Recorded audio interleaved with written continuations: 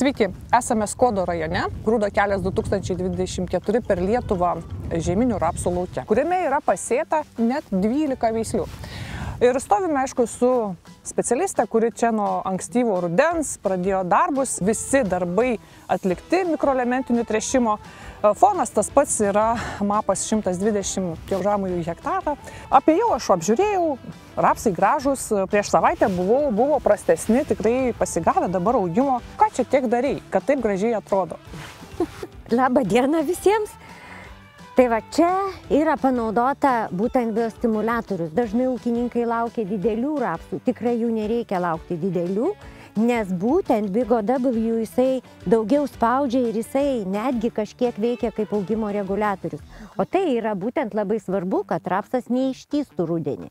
Tai čia yra tiesiog trąša, kuri labai stipriai veikia į augalo šaknydinimąsi, į šaknį, į cukraus kaupimą, į tą, kas duoda žiemojimui.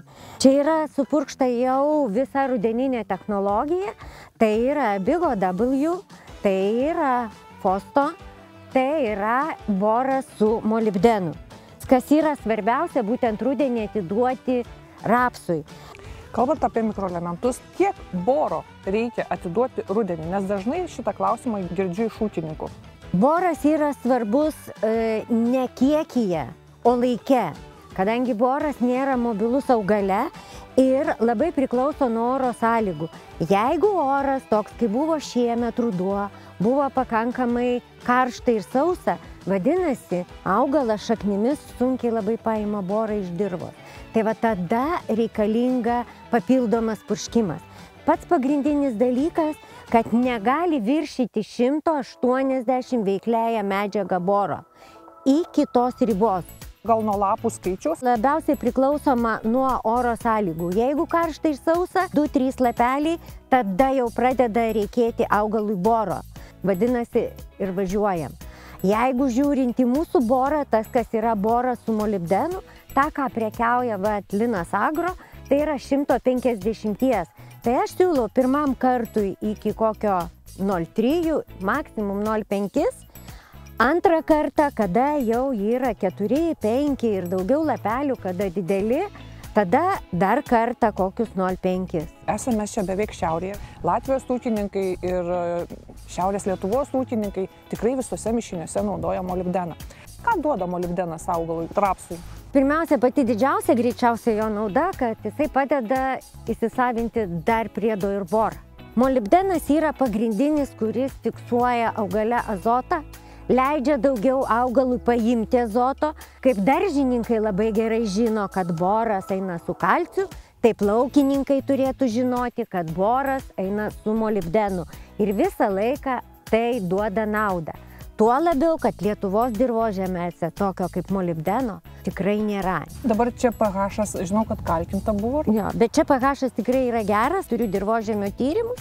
Ką šičia aš mačiau, yra fosforo trūkumas. Greičiausiai yra taip dėl to pačio neįsisavinimo.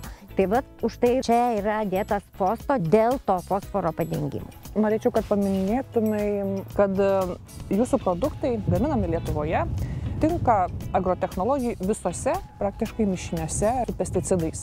Tai čia buvo atlikti 3 pagrindiniai purškimai, prie kurių buvo derinti produktai. Suminėk papildomai, kokie buvo produktai purkšti čia. Tai va, aš turiu rankose 2 rapsus, kurie buvo jau ir pamatuotas cukrus. Tai yra technologija, kurioje buvo naudota Bigo W. Netgi 2 kartus ūkininkas taip sugalvojo, kad jam reikia labai stiprios technologijos, ICAR Fosto ir ICAR Enzo.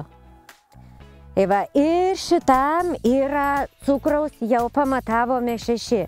Šiaip rudenį rapsas turi sukaupti iki 12 cukraus. Tai va, siekiamybė tikrai turime laiko. Čia rapsas, kuris yra nepurkštas, tai va, jame yra cukraus tik tai 4. Pakankamai dideli skirtumai ir tarp augalų, žalume, netgi tam tikras skirtumas ir didume, bet pats pagrindinis dalykas, rapsas nėra ištysęs, jisai yra pakankamai stabilus ir šaknies kaklelis tikrai yra labai gražiai priglūdęs prie dirvos.